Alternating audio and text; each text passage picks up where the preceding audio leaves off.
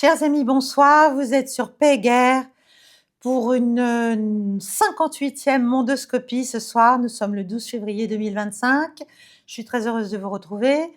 Une fois n'est pas coutume, je vais faire une petite dédicace spéciale à Marvis et à ses amis de la région de Bordeaux que nous avons eu le plaisir de rencontrer tout récemment.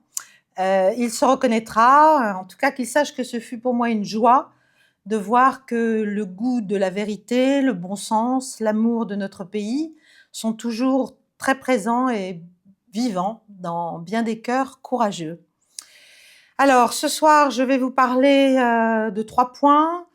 D'abord, globalement, je vais vous parler du grand vent de fraîcheur qui souffle sur la réalité internationale grâce aux équipes de Donald Trump. Je vais vous en parler plus en détail. J'aborderai bien sûr l'Ukraine. J'aborderai en second point ce qu'on appelle le scandale de l'USAID. Pour moi, c'est pas vraiment un scoop ce qui se passe, mais c'est formidable qu'enfin on mette à bas un certain nombre de masques, en fait, qui tombent et de vérités dérangeantes. Et puis le troisième point, j'aborderai le cessez-le-feu à Gaza qui connaît quelques péripéties. Alors d'abord l'Ukraine. J'ai l'impression que voilà, ce grand vent souffle et que Volodymyr Zelensky et ses équipes, sa clique, et les gens qui le soutiennent encore sont en train d'être remis, comme on dit vulgairement, au prix, en tout cas à sa place. Et on voit bien qu'il est contraint, on le voit à ses déclarations, à son attitude, à beaucoup de choses, qu'il est contraint pour survivre, pour espérer survivre politiquement au moins, de vendre finalement ce qui reste à l'Ukraine, de le vendre aux États-Unis, de le proposer aux États-Unis. Donald Trump a expliqué que tout l'argent qui avait été donné à l'Ukraine devait revenir dans les poches américaines. Et donc il s'agit, bien sûr, on parle là des terres rares ukrainiennes. Il y a un petit problème, c'est que les terres rares ukrainiennes, elles sont actuellement en majeure partie sous contrôle russe dans le Donbass. Alors, le président Volodymyr Zelensky vient de déclencher des poursuites contre la société Burisma. Burisma, je ne sais pas si vous vous en souvenez, c'est la société à la tête de laquelle, au bord de laquelle Joe Biden avait placé rien moins que son fils, Hunter, il y a quelques années, pour pouvoir activer des canaux importants, à vrai dire, d'argent, de corruption, de beaucoup de choses. Burisma possède un certain nombre de gisements minéraux convoités par Donald Trump. Bon, la question, c'est effectivement qu'il y a beaucoup de choses qui sont aujourd'hui sous contrôle russe. Donc, c'est une façon, en fait, en poussant Zelensky à faire ça, de tordre le bras de Kiev dans la négociation qui va venir, afin qu'il accepte un certain nombre de concessions territoriales pour Moscou. Vous me direz que de toute façon, il n'a pas le choix, parce que je pense que les Russes ont fait comprendre, savoir, et je pense que les équipes de Trump sont en train de réaliser que les 4 oblasts, et notamment bien sûr les deux du nord, c'est-à-dire Donetsk et Lugansk, ne sont pas des points de négociation, ce n'est pas des choses à discuter, ça appartient à la Fédération de Russie, qu'on le veuille ou non. Donc c'est des concessions territoriales, si vous voulez, un peu rhétoriques, mais c'est une manière de placer Zelensky face à la réalité et peut-être de lui donner une main un peu plus faible dans les négociations qui vont venir. Alors, en ce qui concerne le plan de paix, les plans de paix de Trump et d'autres d'ailleurs, je pense que tout va être en stand-by, au moins jusqu'à Munich, la conférence sur la sécurité de Munich, vous savez, qui se tient chaque année en février. Cette année, eh bien, ça commence ce vendredi, on en parlera donc la semaine prochaine, et ça se termine dimanche. Alors évidemment, il se dit que ça va être un tremplin pour progresser vers la paix, ça va être surtout le lieu de grandes discussions, je pense, entre Européens et Américains. Il y aura évidemment des représentants de Trump assez pour parler, notamment Kellogg, Case Kellogg, qui est son envoyé spécial sur la Russie, mais il y aura aussi, je crois, le vice-président, Vance, et bien sûr le secrétaire d'État, Marco Rubio. Jusqu'à présent, enfin jusqu'au moment là où j'enregistre, on ne parle pas de Russes présents. En tout cas, Zelensky, lui, a dit qu'il était d'accord pour négocier. Bon, c'est nouveau, c'est bien. On voit qu'il a très peur. Le problème, c'est que Vladimir Poutine, lui, a clairement dit et fait dire aussi par tous ses grands subordonnés que tant que c'était Zelensky, en fait, toute négociation serait sans valeur juridique puisque Zelensky n'est plus officiellement président, ni légalement, ni légitimement, évidemment, dans l'esprit des Russes, et qu'en plus, il y a toujours ces décrets qui empêchent formellement l'Ukraine de discuter avec la Russie. Donc il y a quand même un certain nombre de petites choses à régler en amont de tout pour parler.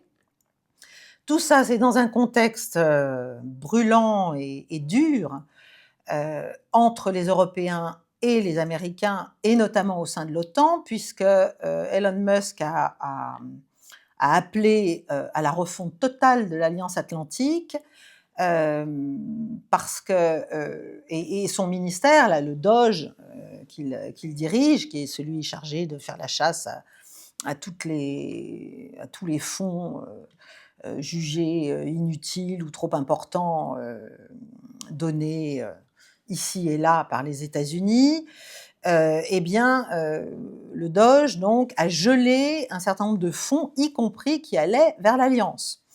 Et le discours de Musk, qui est d'ailleurs un discours de bon sens, qu'on aurait dû tenir dès les années 90, c'est que l'Alliance Atlantique, dans sa forme actuelle, est assez anachronique, puisqu'on n'est plus à l'époque de la guerre froide, c'était quand même il y a 30 ans, plus de 35 ans même, et donc voilà, il faudrait peut-être se remettre au goût du jour, si j'ose dire, sortir de l'anachronisme et en fait réadapter, parce que je pense que c'est ça l'idée derrière toutes ces déclarations, c'est réadapter l'appareil américain au sens large, l'appareil diplomatique, l'appareil militaire, l'appareil de renseignement, voilà, ce mastodonte, si vous voulez, américain, à la nouvelle configuration géopolitique mondiale, et ça rejoint bien sûr les déclarations des uns et des autres sur le thème, et d'ailleurs de Vance aussi, et de Marco Rubio, sur le thème, eh bien, c'est fini, l'unipolarité, il faut, on n'en est plus là. Le monde est multipolaire, et voilà, maintenant, on considère que c'est une réalité. Nous, aux États-Unis, on cesse simplement de se complaire dans des utopies unipolaires et impériales pures, parce que juste ça n'apporte rien et ça met, à vrai dire, les États-Unis en position de faiblesse sur bien des points. Donc après, il y a d'autres points qui vont être certainement discutés âprement à Munich, notamment l'envoi de casques bleus européens en Ukraine. À mon avis, ça, c'est encore quelque chose qui va, à un moment donné, sauter, parce que c'est juste inacceptable, évidemment, pour la Russie, sachant que si c'était des casques bleus, alors britanniques, n'en parlons même pas, mais même simplement européens, ce seraient des casques bleus de pays européens membres de l'Alliance Atlantique. Donc pour la Russie, c'est tout sauf quelque chose d'acceptable. L'envoi de casques bleus ne peut se faire que via une résolution du Conseil de sécurité des Nations Unies et de ses membres permanents, dont la Russie est, et donc elle a son veto. Donc de toute manière, si vous voulez, la seule légitimité d'un tel envoi de force n'est pas... c'est juste, c'est hors de propos, en fait, voilà. Mais on continue à en parler, on continue à en parler, on continue à en parler. Bon, donc on est vraiment dans ce brouillard pré-négociation où chacun pousse des pions, avance, demande des choses que l'on sait d'ailleurs inacceptables de l'autre côté, mais enfin, voilà, c'est une manière de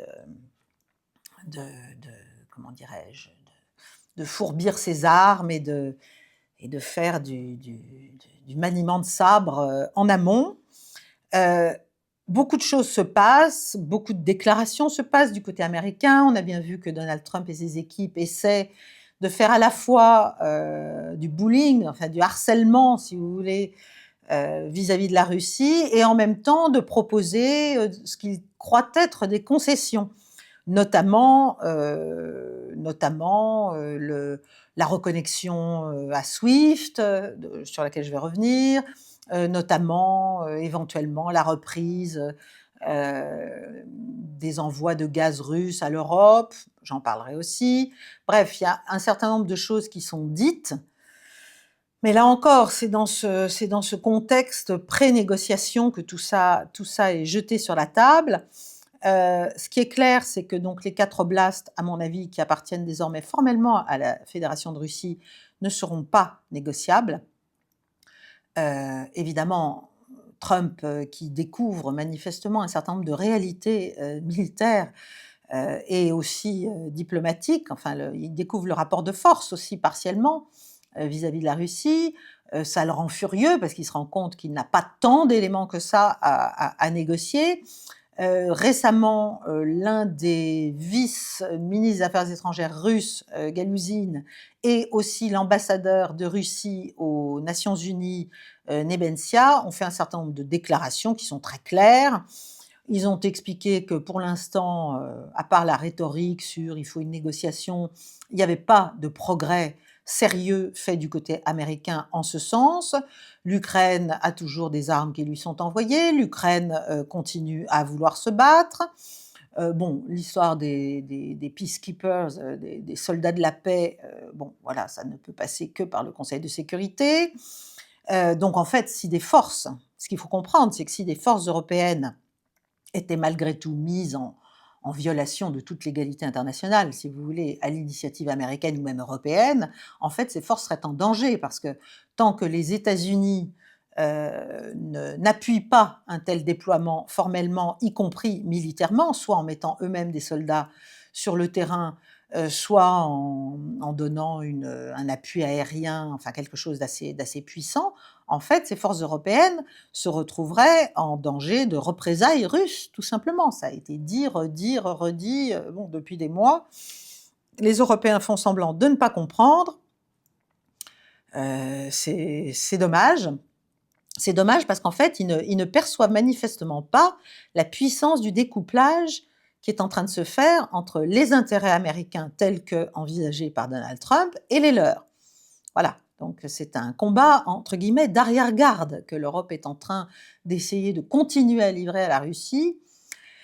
Voilà, c'est désespérant, mais bon. Il y a eu aussi une déclaration hier soir, d'un autre vice-ministre des Affaires étrangères russe, Sergueï, Ryabkov, qui est un poids lourd, qui est le vice-ministre véritable en fait, le premier sans doute des vice-ministres, russes des Affaires étrangères, qui est un senior si vous voulez, chevronné, qui d'ailleurs, sera peut-être amené à être le négociateur en chef, s'il y a négociation.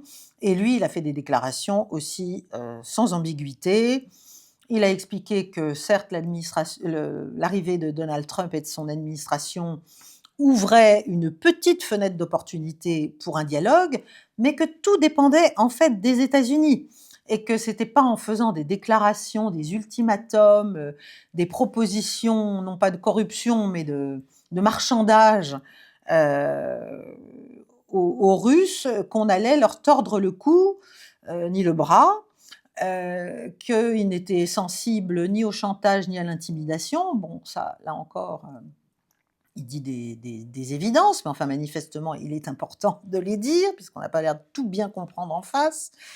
Et que les ultimatums du genre, «On va vous faire des faveurs si vous acceptez les termes de la négociation qu'on a nous-mêmes envisagée à Washington», bah, c'est juste inacceptable, ça n'apporterait rien. Donc que ce soit la reconnexion à SWIFT, je rappelle que, en fait, c'est la déconnexion de SWIFT et c'est le monceau de sanctions qui se sont abattues sur la Russie, qui ont fait que la Russie, depuis 2 ans, a quand même une croissance en nette hausse à plus de 4%, et qu'en fait, du point de vue des Russes et du point de vue de Vladimir Poutine, c'est plutôt une bonne chose, si vous voulez, tout ça. parce que non seulement ça permet à l'économie russe de se développer vitesse grand V, mais ça fait que tous les investissements des oligarques russes et d'un certain nombre d'autres investisseurs, même au sein de la frange haute de la population qui auparavant s'orientaient vers des fonds américains, s'orientaient vers l'étranger au sens large, eh bien, grâce à la déconnexion de SWIFT, eh bien tout ça reste en Russie et s'investit dans l'économie russe. Donc voilà, de même la promesse ou l'évocation d'un dégel des avoirs russes, qui sont d'ailleurs majoritairement européens plus qu'américains. Bon, les Russes ne se font pas d'illusions, ils ne se font pas d'illusions sur les promesses américaines. Ils se disent que de toute manière, ça ne sera pas honoré. Ils croient essentiellement que Trump bluffe pour essayer de renforcer sa main, si vous voulez, et que sa menace de guerre économique est en fait dangereuse pour les États-Unis. C'est une menace de boomerang, un gros risque de boomerang sur l'économie américaine. Voilà, donc certes, l'économie russe connaît aussi des difficultés, on a parlé bien sûr de l'inflation, mais c'est parce qu'il y a des goulots d'étranglement en fait. Et c'est parce qu'il y a des problèmes liés à tout ce qui est mis en place pour contourner les sanctions. Mais c'est des problèmes de supply chain, si vous voulez, de chaîne de livraison, de transport d'un certain nombre de biens. Mais tout ça est en train aussi de se régler, en dépit de ce qu'on voudrait croire. Donc, finalement, c'est pas très intéressant pour Moscou ce que propose en apparence Washington en échange d'une acceptation par Moscou de conditions américaines sur le règlement de la paix en Ukraine. Ça n'a pas grand intérêt. Ça n'a pas grand intérêt, voilà, tout simplement. Ryabkov a aussi rappelé que quand même, c'est à Washington que l'on doit la situation présente, c'est ses actions, les actions de la précédente administration, mais aussi, parce que Nord Stream, c'était du temps de Trump, hein, donc que tout cela commençait à se mettre en place, et il était déjà contre lui-même. Donc tout ça est en fait contre-productif du point de vue russe, et ils le disent. On est au plus bas des relations américano-russes. Il faut revenir, toujours la même chose, à l'indivisibilité de la sécurité européenne. Il faut être sérieux, en fait, voilà, dans la négociation, et lucide. Et donc, la balle est dans le camp américain. Donc, si Donald Trump attend que Vladimir Poutine prenne son téléphone pour lui parler, il risque d'attendre longtemps. Voilà. Parce que les Russes pensent que voilà, les Américains ont torpillé toute la sécurité européenne et que c'est à eux maintenant de revenir à des intentions un peu plus, sinon amènes, du moins réalistes. Donc il n'y aura pas de premier mouvement russe, ni de concession énorme. Bon, alors, tout ça, c'est ce qui est en train de se passer. Évidemment, je ne peux pas ne pas revenir sur les derniers gestes désastreux de notre président français en matière de diplomatie et d'intelligence de la situation. Je rappelle que le vice-président américain qui est venu à Paris pour le fameux grand salon sur l'intelligence artificielle qui s'est tenu à Paris n'a pas été reçu comme il aurait été, ne serait-ce que sur le perron de l'Élysée, comme il le fallait. Il a quitté le salon avant le discours d'Emmanuel Macron. Notre président de la République a aussi ostensiblement, tout le monde a vu les images, ignoré Narendra Modi, bon, qui pensait lui serrer la main. Il ne lui a pas serré la main.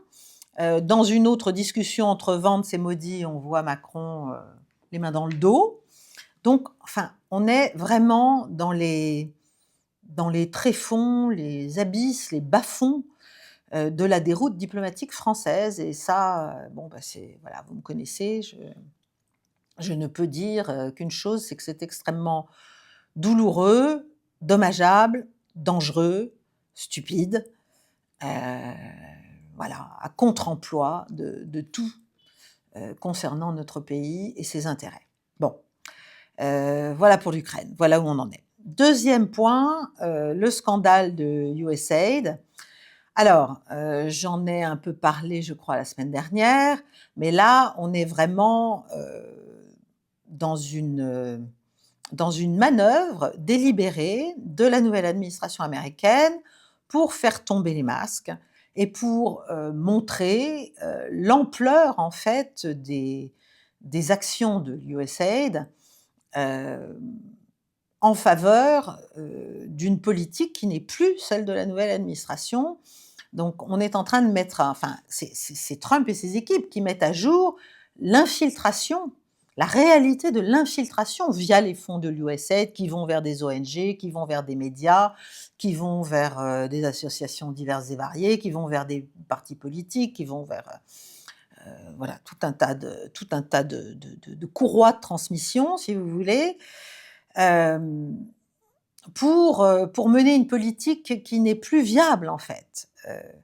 Heu, En fait, moi je crois que Trump est en train, par cela, d'essayer d'assécher, les tentacules de la pieuvre du deep state qui peut mettre en danger ses orientations et sa volonté, sur un certain nombre de sujets internationaux, que ce soit vis-à-vis de certains alliés, que ce soit vis-à-vis de certains concurrents. Voilà, il essaie d'empêcher qu'il ne défasse ce qu'il va essayer de faire. Bon. Donc voilà, on met à nu, toutes les ONG, toutes les fondations financées finalement par l'argent du contribuable américain. Bien sûr, les réseaux Soros, bien sûr, the National Endowment for Democracy, le NED, bon, Victoria Nuland, fameuse et sinistre Victoria Nuland, qui est à l'origine de beaucoup de choses en Ukraine, est désormais, au board, au conseil d'administration, du NED. Et on sait que USAID et que toutes ces organisations d'ailleurs sont complètement bourrées, sont noyautées par des gens du système américain de renseignement, des agences, américaines de renseignement, qui sont là. En fait, ça date des années Reagan, tout ça a été mis en place il y a très longtemps, dès les années 80. Et l'objectif, c'est de manipuler les sociétés civiles, soit en leur faisant croire qu'elles vont passer sous l'aile protectrice américaine, ce qui est quand même rarement le cas à la fin, mais c'est aussi une manière bien sûr, de pousser des politiques de régime change, d'organiser des manifestations. On pense à Maïdan, mais on pense aussi à bien d'autres dans d'autres pays, la Géorgie, bon, la Roumanie aujourd'hui, enfin voilà. Donc tout ça, c'était finalement, ce système, ça ne veut pas dire qu'il va disparaître, hein, mais ça veut dire qu'il va être orienté vers d'autres priorités. Parce que tout ça, c'était une manière de pousser, l'agenda géostratégique américain, heu et Trump veut le remettre, en fait, à sa main. Ça ne veut pas dire, encore une fois, qu'il va faire disparaître, évidemment, les voies et moyens qu'il a à sa disposition pour agir en termes d'influence. Ça veut dire simplement que maintenant, c'est lui qui va, avoir un œil et ces grands subordonnés, comme je les appelle, qui vont pouvoir décider de où on met l'argent et pourquoi faire. Bon, et ça, moi, je trouve que d'une certaine manière, c'est une bonne nouvelle si la politique de Donald Trump va vers un apaisement global d'un certain nombre, bien sûr, de théâtres de conflits, ce qui n'est pas encore certain, mais enfin, tout de même, un certain nombre de signes, que je trouve plutôt positifs. Heu, Après, il y a aussi d'autres choses qui sont en train de se faire parce que les Européens, face à tout ça, sont en panique pure, en PLS comme on dit, hein, en position latérale de sécurité, et donc ils essaient de faire des choses. Alors qu'est-ce qu'ils essaient de faire maintenant? La dernière, trouvaille des Européens, c'est, de mener des pourparlers discrets, secrets, pour essayer de saisir les pétroliers de ce qu'on appelle la flotte fantôme russe, n'est-ce pas? Notamment, en Baltique. Vous vous souvenez peut-être en décembre, du navire Eagle S qui avait été, heu, saisi, qui transportait, 100 000 barils de pétrole, qui venaient de Saint-Pétersbourg et qu'on accusait d'avoir été à l'origine du sabotage, d'un câble sous-marin, reliant l'Estonie à la Finlande. Voilà, maintenant l'idée c'est c'est d'essayer de confisquer ça, en fait, d'empêcher la Russie, voilà, d'une manière ou d'une autre, de transporter son pétrole, et de contourner, en fait, tout l'appareil de sanctions.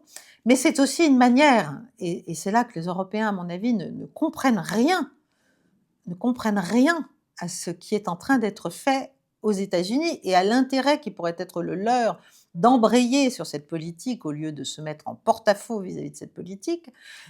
C'est une manière de saboter, de chercher à saboter le travail pour la paix qu'essaie d'initier Donald Trump. Donc c'est stupide, c'est dangereux. On s'expose évidemment en Europe à des représailles US, au sommet sur l'intelligence artificielle. J.D. Vance, toujours le même, le vice-président américain, a fait un certain nombre de déclarations en disant que, en parlant notamment des législations européennes initiées par Thierry Breton pour contrôler l'information. Il a rappelé que c'était une chose de lutter contre la pédocriminalité, c'en était une autre d'empêcher les citoyens européens d'avoir accès à des informations sous prétexte que ça ne plaisait pas à tel ou tel gouvernement ou aux autorités de Bruxelles. Donc on est quand même dans un affrontement assez musclé. Je ne suis pas certaine que l'Europe ait la haute main, enfin le dessus dans cet affrontement qui se met en place. Voilà, à suivre, à faire à suivre. Le troisième point que j'aborde aujourd'hui, c'est Gaza. C'est le cessez-le-feu qui paraît en danger puisque le Hamas a différé la libération des otages là, qui étaient prévus. Israël et les États-Unis sont évidemment furieux. Est-ce que ça va être un prétexte utilisé par Israël pour reprendre les combats? Pourquoi le Hamas a-t-il décidé cela alors que quand même Israël s'était retiré d'une zone importante au nord il y a quelques jours? Le Hamas se plaint de violation du cessez-le-feu. Si la guerre reprend, ce n'est une bonne chose à vrai dire pour personne, certainement pas pour Israël malgré tout, et certainement pas pour le Hamas non plus. Ça risquerait de remettre le feu aux poudres et à la fureur des populations musulmanes et même de leur gouvernement qui doivent faire attention pour des questions de stabilité intérieure à ce que la rue arabe, comme on dit, ne parte pas en vrille. Je pense notamment à ce qu'essaie de faire Donald Trump avec l'Arabie saoudite. Donc là encore, je pense qu'en fait, il est de l'intérêt de tout le monde que ce cessez-le-feu tienne. Et on peut espérer bien qu'un certain nombre de décisions vont être prises pour malgré tout le maintenir. Mais rien n'est sûr. Ce qui est certain, c'est que si les combats reprenaient, ce serait une humiliation pour Trump, puisque c'est quand même lui qui est à l'origine de ce cessez-le-feu, qui a tordu le bras à Netanyahou à un moment donné. Donc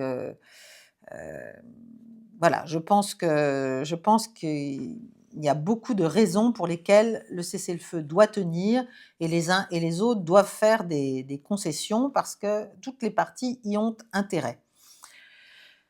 Mais naturellement, rien n'est certain et pendant ce temps, le sort des populations palestiniennes est évidemment toujours aussi tragique malgré tout.